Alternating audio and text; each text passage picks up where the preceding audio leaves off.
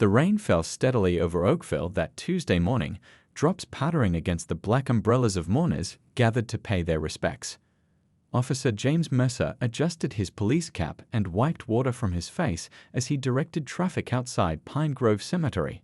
He'd been with the Oakville Police Department for 15 years now, and funeral duty was something he'd done dozens of times before. What most people in town didn't know was that Mercer's personnel file contained 16 civilian complaints about racial profiling. Each time, his supervisors had found insufficient evidence or no wrongdoing, and Mercer had continued patrolling the streets without consequences. The funeral that day was for Colonel Thomas Reynolds, a decorated veteran who had served his country for over 3 decades. Military personnel from across the country had come to pay their respects, their formal uniforms adding splashes of color to the otherwise somber gathering. As the procession of black cars rolled slowly toward the cemetery gates, Mercer noticed one vehicle stop before reaching the entrance. The back door opened, and a tall man in a military dress uniform stepped out into the rain. The 4 stars on his shoulders gleamed despite the gray day, but Mercer didn't notice them. He only saw a black man moving quickly toward another car where an elderly woman was struggling with her umbrella. "Hey, get back in your vehicle," Mercer shouted, his hand moving to his holster. The military officer turned, surprise registering on his face. "I'm just helping this lady to the—" Mercer didn't let him finish. In one fluid motion, he drew his service weapon and pointed it directly at the man's chest. "Hands where I can see them. Now." The cemetery fell silent except for the rain. Several mourners gasped. The elderly woman Mercer hadn't bothered to look at dropped her umbrella in shock. "Officer, that's Lieutenant General Wilson," someone called out from the crowd. "He's the highest-ranking officer here." Mercer didn't lower his weapon. His eyes remained fixed on the general, who stood perfectly still, hands raised slightly at his sides. The general's face remained calm, though his eyes reflected a combination of disbelief and something deeper, a tired recognition, as if this moment was both shocking and somehow familiar. "I'm Lieutenant General Robert Wilson, United States Army," the general said evenly, rain now soaking through his decorated uniform. "I was assisting Mrs. Reynolds, the widow of the man we're here to bury." Several people had their phones out now, recording everything. Mercer's hand trembled slightly, but he kept his gun trained on the general. 2 other officers who had been stationed at different points around the cemetery rushed over, immediately recognizing the situation had gone terribly wrong. "James, lower your weapon," Officer Chen said quietly, stepping slowly toward Mercer. "That's a 4-star general you're pointing at." For 12 long seconds, Mercer kept his gun raised. The funeral crowd watched in horror. Finally, he lowered the weapon, but his face showed no remorse, only annoyance at being contradicted. General Wilson straightened his soaked uniform jacket and turned away from Mercer without a word, returning to help the widow. The gathered mourners parted respectfully, many shooting angry glances at the officer. Among them was Captain Michael Johnson, who had served under Wilson and was recording everything on his phone. "This is going online tonight," Johnson whispered to the person beside him. "The world needs to see this." By evening, the video had been viewed 2 million times. It showed exactly what had happened, how Mercer had immediately drawn his weapon on a highly decorated military leader simply trying to help an elderly widow. The footage clearly captured Mercer ignoring the general's rank insignia, visible even in the rain. More damning was how the video showed Mercer allowing white mourners to move freely between cars without question. As night fell over Oakville, police headquarters was flooded with calls. General Wilson had returned to his hotel, declining interviews but issuing a brief statement. "Today should have been about honoring Colonel Reynolds, not about me.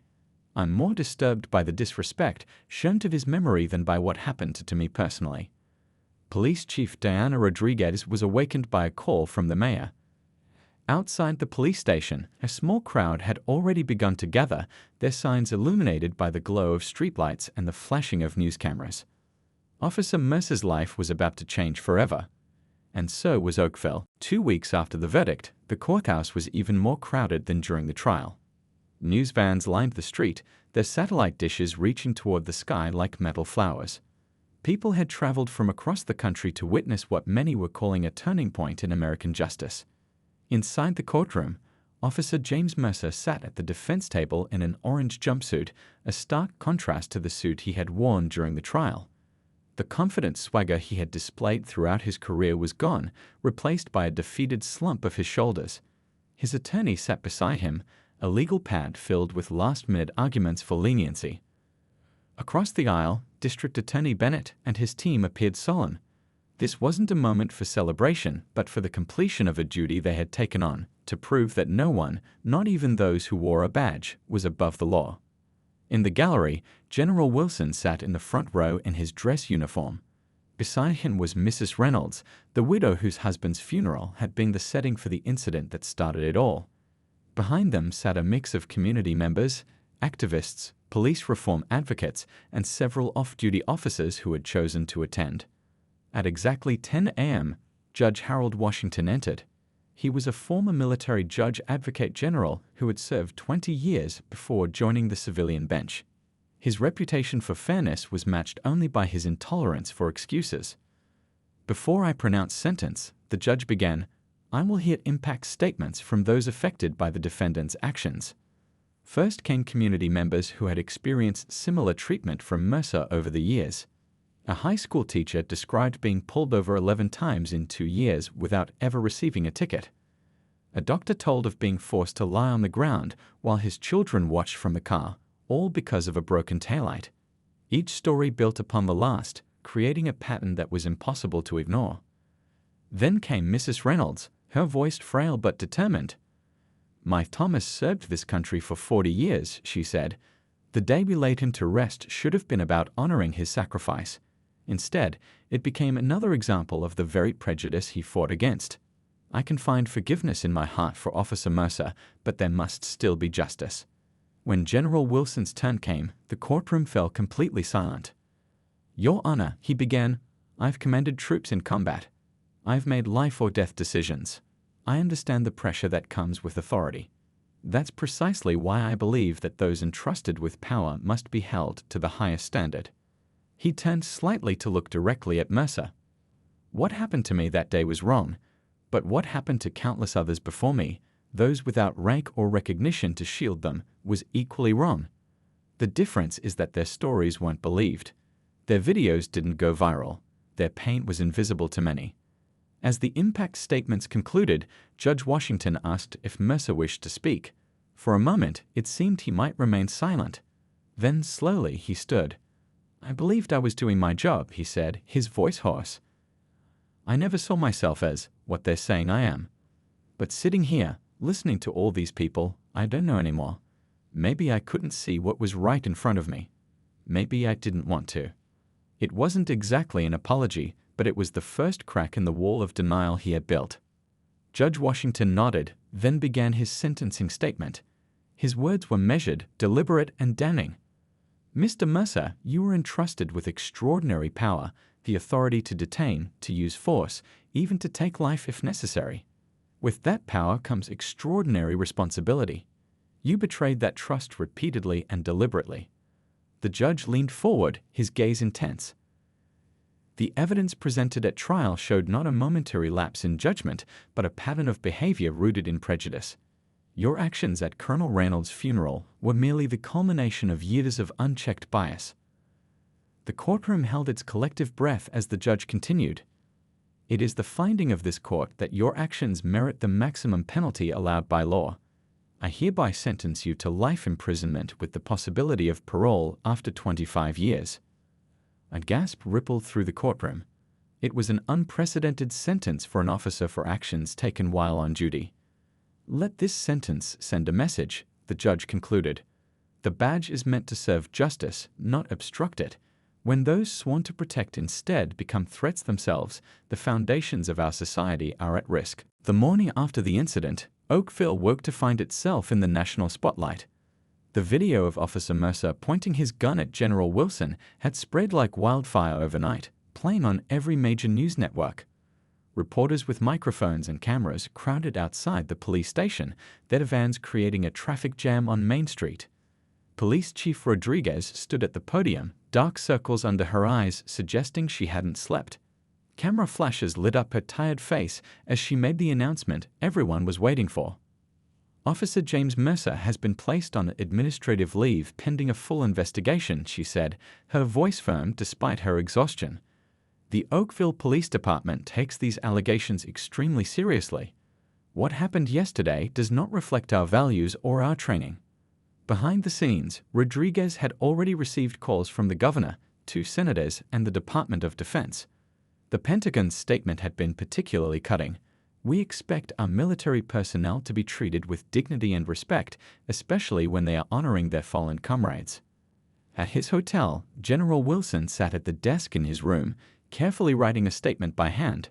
His phone had been ringing nonstop, calls from the White House, fellow generals, and countless news outlets. Yet he had chosen to speak only with Colonel Reynolds' widow, who had called to apologize for what had happened at her husband's funeral. You have nothing to apologize for, Mrs. Reynolds, he had told her gently. Your husband was an extraordinary officer who served with distinction. That's what we should all be focusing on. Back in the neighborhood where Officer Mercer lived, his wife Linda closed all the blinds in their house.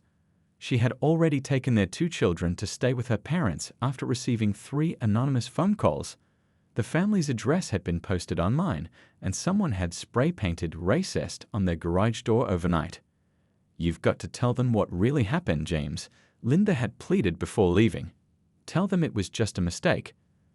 But Mercer had just stared blankly at the TV screen, watching himself over and over again drawing his weapon on a 4-star general. By mid-afternoon, a different kind of crowd had gathered at the town square. Veterans in uniform stood shoulder to shoulder with local residents, many carrying signs reading "Accountability now" and "Respect our military." A retired Army sergeant who had served with Colonel Reynolds addressed the crowd. I've known Robert Wilson for 20 years, he said, his voice carrying across the square. He's commanded troops in 3 conflicts and has been awarded the Distinguished Service Medal. Yesterday, he was treated not as a decorated general, but as a threat, based on nothing but the color of his skin. The crowd murmured in agreement. Among them was Officer Chen, out of uniform and standing quietly at the back. Several other off-duty police officers had joined the gathering too, creating a quiet rift in the department that would only grow in the coming days. At the town's community center, Mayor Thompson was meeting with leaders from local churches, civil rights organizations, and veterans groups. The discussion was heated but productive. This isn't just about one incident, said Pastor Johnson of First Baptist Church. This is about a pattern. Our community members have been filing complaints about Officer Mercer for years. Why was nothing done? Mayor Thompson nodded grimly. I've already requested the personnel files of every officer on the force. We need full transparency here. That evening, as the sun began to set over Oakville, General Wilson finally made a public appearance. He stood before a small group of reporters outside his hotel, dignified in his civilian clothes. I've served this country for 32 years, he said, his deep voice steady. In that time, I've learned that any uniform, comes with responsibility. Whether it's military dress or a police officer's badge, when you put it on, you represent something larger than yourself. The general paused, carefully choosing his next words. What troubled me most wasn't the gun pointed at my chest. It was that this happened while we were laying to rest a man who dedicated his life to protecting the values we all share. Colonel Reynolds deserved better. And frankly, so do the good people of Oakville, who deserve officers who will protect all citizens equally. As darkness fell, Officer Mercer sat alone in his living room, the TV now turned off. His police union representative had called twice, warning him not to speak to anyone. But the silence in his house was deafening. For the first time since the incident, he began to wonder if maybe, just maybe, he had been wrong. Outside the police station, a single candle had been lit. By midnight, there were hundreds, a silent vigil that spoke volumes about a town at a crossroads. Change was coming to Oakville, whether Officer Mercer was ready for it or not. 3 days after the funeral incident, Detective Lisa Hernandez sat in a small windowless room at the Oakville Police Department, surrounded by stacks of folders. As the lead investigator on Officer Mercer's case, she had been given complete access to his work history. What she found made her stomach turn. 17 complaints in 15 years, she muttered, shaking her head as she made notes. The pattern was impossible to ignore. Black and brown drivers pulled over at 4 times the rate of white drivers. Excessive force allegations from minority suspects that were consistently dismissed. Write-ups that described aggressive behavior from civilians that dashboard camera footage didn't support. Her phone buzzed with a text from her partner, Detective Torres. "You need to see what Tech found on his personal devices." Conference room. Now. 5 minutes later, she stared at the large screen on the wall where EAT specialist Kevin Wright was presenting his findings from Mercer's phone and computer, which had been seized as part of the investigation. He was careful on his public social media accounts, Wright explained, clicking through screenshots. But we found his accounts on 3 private forums where he used a username linked to his personal email. The messages displayed on screen made the room fall silent. Mercer had written extensively about his views on minorities, sharing memes that depicted black people as criminals and celebrating incidents where police had used force against protesters. "There's more," Wright said quietly. "We found a private group chat with 4 other officers where he bragged about how he handled certain arrests." Chief Rodriguez rubbed her temples. "I want the names of those officers immediately," she said, "and contact the FBI. This is now officially a civil rights investigation." By that afternoon, word had spread through the department that the investigation was expanding. Officer Ray Thompson sat nervously at his desk, thinking about the times he'd witnessed Mercer's behavior and said nothing. The morning briefings where Mercer had made jokes that made him uncomfortable. The traffic stop last year where he'd seen Mercer get rough with a Hispanic teenager for no reason. Thompson looked at the framed photo on his desk, his daughter's high school graduation. He thought about what he'd tell her if she asked him why he never spoke up. With a deep breath, he stood up and walked to Detective Hernandez's office. "I need to make a statement," he said from the doorway. By the end of the week, 3 officers had come forward with testimonies about Mercer's conduct. Their statements corroborated what the digital evidence had already suggested, that Mercer's actions at the funeral weren't an isolated incident or a mistake, but part of a long-standing pattern of prejudice. At the FBI field office 40 miles away, Special Agent Thomas Lee reviewed the growing file on the case. What had started as an investigation into a single incident was expanding into something much larger, potentially a pattern of civil rights violations that could implicate not just Mercer, but others who had enabled him. "We need to interview everyone who filed a complaint against him," Lee told his team. "And I want to know who reviewed those complaints and why they were dismissed." Back in Oakville, the tension was palpable. The initial shock had given way to a deeper kind of reckoning as the community grappled with what had been happening in their police department for years. At a coffee shop downtown, 2 longtime residents discussed the case over breakfast. "I always thought he was just doing his job," said Bill Mason, a retired factory worker. "You know, being tough on crime and all that." "Whose crime, though?" replied his friend Dave, stirring his coffee. "My nephew got pulled over by Mercer 3 times in 1 month last year. No tickets, just routine checks. The boy's a college student with no record." Bill was quiet for a moment. "I never knew that," he finally said. These conversations were happening all over town, in barbershops, church groups, and neighborhood meetings.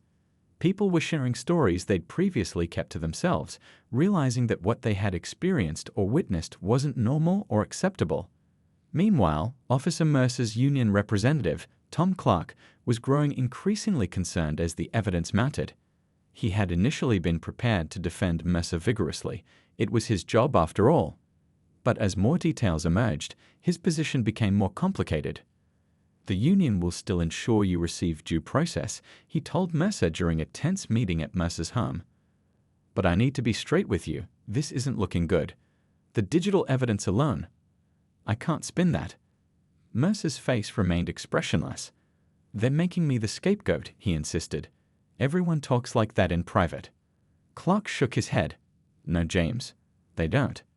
That evening, General Wilson received a call from the FBI asking if he would be willing to testify about the incident if charges were filed. The general agreed without hesitation. "This isn't just about what happened to me," he told the agent. "It's about making sure it doesn't happen to anyone else." As night fell on Oakville once again, Detective Hernandez was still at her desk, reviewing footage from Mercer's body camera history. What had started as an investigation into one moment of poor judgment had revealed something far more troubling, a system that had allowed prejudice to hide behind a badge for far too long. Tomorrow, she would present her findings to the district attorney, and Oakville would move one step closer to a reckoning that had been years in the making. 2 weeks after the incident, Oakville Community Center was packed beyond capacity. People stood along the walls, sat on the floor, and crowded the doorways. The mayor had called a town hall meeting, but what was happening felt more like a movement. Pastor Anthony Taylor from Oakville Baptist Church approached the microphone first. His deep voice filled the room without needing amplification. "I've lived in this town for 36 years, he began. "I've baptized your children, married your young people, and buried your parents. And in all that time, I've never seen our community so united in purpose." He gestured to the row of people seated behind him, a mix of religious leaders, veterans in uniform, civil rights activists, and longtime residents from every part of town. "We are not here to tear down. We are here to rebuild," Pastor Taylor continued. "Not just the police department, but the trust that should exist between those who serve and those who are served." The applause was thunderous. Among those clapping the hardest was Mrs. Reynolds, the widow whose husband's funeral had been the backdrop for the incident. At 74, she had become an unexpected symbol of the community's resolve. "My Thomas would have been the first one up here demanding change," she told a reporter who had asked why she was attending. "He didn't fight for this country for 40 years to see its citizens treated this way." Near the back of the room, Officer Chen watched quietly. He had been placed on administrative duty for speaking out against Mercer, a move that the chief insisted was for his own protection but felt more like punishment. The next speaker was Richard Washington, head of the local NAACP chapter. He had brought with him a stack of printed testimonials from residents who had experienced similar treatment from Officer Mercer over the years. "What happened to General Wilson was caught on camera," Washington said, tapping the pile of papers. "But these stories, dozens of them, never made the evening news. They were filed away, dismissed, ignored. Not anymore." As he spoke, people in the audience nodded in recognition. Some wiped away tears. Others looked down at their hands, perhaps wondering if their own silence had contributed to the problem. Halfway through the meeting, the side door opened and General Wilson walked in, dressed in civilian clothes. The room fell silent for a moment before someone began to applaud. Soon, everyone was on their feet. The general raised his hands, clearly uncomfortable with the attention. "Please," he said as he was invited to the microphone. "I'm not here as a general today. I'm here as a citizen who believes in what this community is trying to do." His words were simple but powerful. He spoke about respect, not the kind that comes from a uniform or rank, but the basic dignity that everyone deserves. He talked about systems that work only when they work for everyone. And he shared his vision for how police and communities could rebuild trust through transparency and accountability. "What happened to me was wrong," he concluded. But the real tragedy would be if nothing changed because of it. As the meeting continued, practical suggestions began to emerge. A civilian review board for police complaints, body cameras with footage accessible through public records requests, community policing initiatives that would get officers out of their cars and onto the streets, meeting the people they served. In the days that followed, working groups formed around each proposal. The town librarian opened up meeting rooms for planning sessions. The high school principal offered the gymnasium for larger gatherings. The owner of the local print shop produced flyers and posters at cost. What had started as outrage over a single incident was transforming into a sustained effort for change.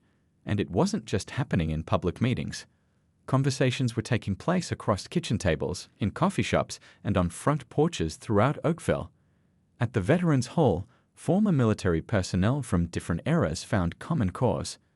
"We didn't serve to come home to this," said Vietnam veteran Joe Henderson, thumping his cane for emphasis.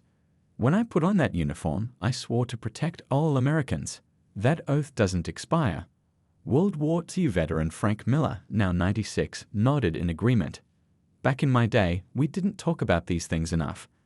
Too many of us stayed quiet when we should have spoken up. You young folks are doing it right." Even at the police station, change was brewing. A group of younger officers had started meeting after hours to discuss how they could be part of the solution rather than part of the problem. The county courthouse steps were crowded with reporters when District Attorney Paul Bennett made the announcement. Camera crews jostled for position as Bennett approached the microphone, his face serious under the bright morning sun. "Today, my office is filing multiple charges against Officer James Mercer," Bennett said, his voice steady and deliberate. "These charges include aggravated assault, unlawful detention, violation of oath of office, and official misconduct." A murmur ran through the crowd. Bennett raised his hand for quiet. "Additionally," he continued, "after reviewing the extensive evidence gathered by investigators, we are adding hate crime enhancements to these charges based on clear evidence that Officer Mercer's actions were motivated by racial bias." The crowd erupted with questions. Bennett answered them calmly, explaining that the hate crime enhancements could potentially double Mercer's sentence if convicted. When asked why such serious charges were being brought against an on-duty officer, Bennett didn't hesitate. "The badge is meant to protect people, not to shield those who abuse their power," he said. "No one is above the law." Inside the courthouse, Mercer's attorney, Alan Price, was reviewing the charges with growing concern. He had taken on the case expecting a straightforward defense, that his client had made a split-second decision in a high-pressure situation. But the evidence piling up on his desk told a different story. "They have your text messages, James," Price said, closing the file folder with a sigh, "and your social media posts, and statements from 3 fellow officers." Mercer sat across from him, stone-faced. "I was doing my job." "That's not what the evidence suggests," Price replied. "Look, I'll mount the best defense I can, but you need to understand what we're up against. The DA isn't playing around." Meanwhile, General Wilson was meeting with the prosecution team. He sat ramrod straight in the conference room chair, listening carefully as they explained his role in the upcoming hearings. "Your testimony will be crucial," Assistant DA Lori Garcia explained. "But the defense will try to trip you up, make it seem like you did something threatening." The general nodded thoughtfully. "I understand. I've testified in military court before." "This will be different," Garcia warned. "They might get personal. They might try to paint you as political or having an agenda." "I have no agenda beyond the truth," Wilson replied simply. "And the truth is that I was helping an elderly woman when an officer pointed a gun at my chest for no valid reason." Back at the police union headquarters, a heated debate was underway. The union had initially issued a statement supporting Mercer, as was customary when an officer faced charges. But as more details emerged, many members were having second thoughts. "We can't defend this," argued Officer Diane Wells, a 20-year veteran. "Have you seen the evidence? The texts where he brags about roughing up suspects? The memes he shared? If we stand behind him, what does that say about all of us?" The union president, Mike Foster, rubbed his forehead. "We're supposed to defend our members," he said weakly. "Not when they betray everything the badge stands for." Wells shut back. "My father was a cop. My grandfather was a cop. They taught me this job is about protecting people, all people." By the end of the meeting, the union had voted to withdraw active support from Mercer's defense, though they would still ensure he received due process. The decision made headlines that evening. In his home, where he was now under house arrest, Mercer watched the news with growing bitterness. His wife Linda sat beside him, her face tired and drawn. "Maybe we should consider the plea deal," she suggested quietly. The prosecutor had offered a reduced sentence if Mercer would plead guilty and save the state the expense of a trial. "I'm not pleading guilty to anything," Mercer snapped. "This whole thing is a witch hunt. They're trying to make an example of me." Linda closed her eyes briefly. "The kids can't go to school, James. People call the house. Our neighbors won't look at me at the grocery store." She paused. "And have you actually read what you're accused of? The things you wrote in those messages?" "Everyone vents in private," he muttered. "Not like that," she whispered, getting up to leave the room. The first day of James Mercer's trial dawned with a line of people already wrapped around the courthouse. Some had arrived before sunrise, thermoses of coffee in hand, determined to witness what many were calling a historic case. Court officers had to turn away dozens when the gallery filled to capacity. Inside, the tension was thick enough to touch. The prosecution team sat ready with stacks of evidence binders and digital presentations. District Attorney Bennett looked confident but not smug. He knew the weight of what they were attempting. Across the aisle, Defense Attorney Price appeared tired already, his shoulders slightly slumped as he flipped through his notes. And between them, at the defendant's table, sat Officer Mercer, wearing a suit that seemed a size too large, his face expressionless. Judge Washington entered, and the room fell silent. The state versus James Mercer, the clerk announced, and the trial that would change Oakville forever began. Bennett's opening statement was methodical, laying out not just what happened at the funeral, but the pattern that had led to it. "This is not about one incident in the rain," he told the jury. "This is about a man who viewed certain citizens as threats based solely on the color of their skin, who acted on that bias repeatedly while hiding behind a badge, and who finally went too far when he drew his weapon on a 4-star general trying to help an elderly widow." Price's opening, by contrast, attempted to humanize Mercer. "Police officers make split-second decisions every day to keep us safe," he argued. "Sometimes, in the heat of the moment, mistakes are made. But a mistake is not a hate crime." The first week of testimony focused on the funeral incident itself. The prosecution played the cell phone videos from multiple angles, each showing the same disturbing scene. Mercer drawing his weapon on General Wilson while allowing white mourners to move freely between vehicles. Most powerful was the testimony of Mrs. Reynolds, the widow who had been receiving the general's help when the incident occurred. "I was struggling with my umbrella," she explained in a voice that, though soft, carried throughout the courtroom. "The general saw me and came to help. He was being a gentleman. The next thing I knew, that officer had a gun pointed at him. I couldn't believe my eyes." "Did the general do anything threatening?" Bennett asked. "The only thing he did was be kind to an old woman," Mrs. Reynolds said, dabbing at her eyes, "and be black while doing it." The defense tried to suggest that Mercer had been on high alert due to security concerns at the high-profile funeral. But this argument crumbled when the prosecution produced Mercer's own text messages from that morning, complaining about having to work the boring funeral detail and making no mention of security concerns. As the second week began, the prosecution shifted to establishing the pattern of bias. Former colleagues testified about comments Mercer had made during his years on the force. Civilians described traffic stops and encounters that had left them frightened and humiliated. A data analyst presented statistics showing that Mercer had stopped minority drivers at 4 times the rate of his peers and had used force against them 7 times more often. "The numbers tell a story," the analyst explained. "And it's a story of targeted harassment." The defense fought back, suggesting that Mercer patrolled areas with higher minority populations, which explained the statistical disparities. But they struggled to counter the personal testimony of Officer Ray Thompson. "I rode with him for 3 years, Thompson said, his voice steady but his hands clasped tightly in his lap. "He would see a black driver and say, 'Watch this,' before pulling them over. He called it fishing because he'd always find some reason. A taillight, a rolling stop, anything." "Why didn't you report this?" Price demanded on cross-examination. Thompson's face showed his shame. "Because I was a coward," he admitted. "I was afraid of being labeled a snitch. I'm not proud of it, but I'm telling the truth now." By the trial's third week, all eyes were on General Wilson, who took the stand wearing his full-dress uniform, medals gleaming under the courtroom lights. He described the incident without embellishment, his military precision making the events all the more stark. When asked about his reaction to having a gun pointed at him, the general's reply was measured. "I've been in combat zones where that was expected," he said.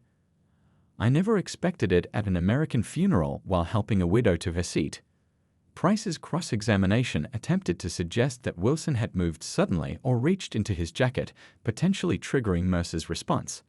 The general's answer silenced the courtroom. "Counsel, I spent 32 years training soldiers to stay calm under pressure, to assess threats accurately, and to use force appropriately." Officer Mercer failed at all 3. He saw a threat where none existed because he was looking for one.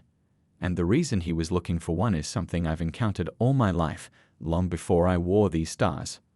On the trial's final day, Mercer himself took the stand, against his lawyer's advice. He insisted he had perceived a genuine threat, but under cross-examination, he couldn't explain why white mourners making similar movements hadn't triggered the same response. "It was different," he insisted. "How was it different?" Bennett pressed. Mercer's frustration broke through. It just was. You weren't there. Neither threat nor rank registered with you, Bennett observed. Only race. Isn't that the truth, Officer Mercer? Mercer's silence spoke volumes. The jury deliberated for just 9 hours before returning with their verdict. As the forewoman stood, Oakville held its collective breath. On all counts, we find the defendant guilty. The courtroom erupted. Judge Washington gavelled for order, but the moment had already etched itself into history. Outside, crowds cheered the verdict. Inside, Mercer sat stunned as officers approached to take him into custody. General Wilson watched silently from the gallery, his face solemn. This wasn't a victory to celebrate, but perhaps it was a first step toward the justice he had spoken about. A necessary reckoning. Mercer would return for sentencing in 2 weeks, but Oakville already knew that nothing would ever be the same again. As Mercer was led away, the reality of what had just happened began to sink in throughout Oakville and beyond. 5 years later, the changes sparked by the case were evident everywhere. The Oakville Police Department had undergone a complete transformation under new leadership. Body cameras were mandatory, with footage accessible to the public. A civilian oversight board reviewed all complaints. Officers received ongoing bias training and were evaluated regularly on community engagement. General Wilson had established a foundation bringing together veterans, law enforcement, and community members to build bridges of understanding. The program had spread to 50 cities nationwide, with measurable improvements in police-community relations. Most significantly, the Wilson Standard, as it came to be known, had been adopted into police training academies across the country. It emphasized that bias-motivated misconduct wasn't just unprofessional, it was criminal. Mrs. Reynolds lived to see these changes before peacefully passing away at age 79. At her funeral, police officers and community members stood side by side in respect, a scene that would have been unimaginable years earlier. As for James Mercer, he spent his days in a prison cell, his story a cautionary tale taught to every new police recruit, a reminder that the power of the badge came with responsibility and that justice, though slow, would eventually come for those who abused that power. The rain that had fallen on that fateful funeral day had washed away more than just footprints. It had begun a cleansing that, painful as it was, had made Oakville stronger, fairer, and more united than ever before.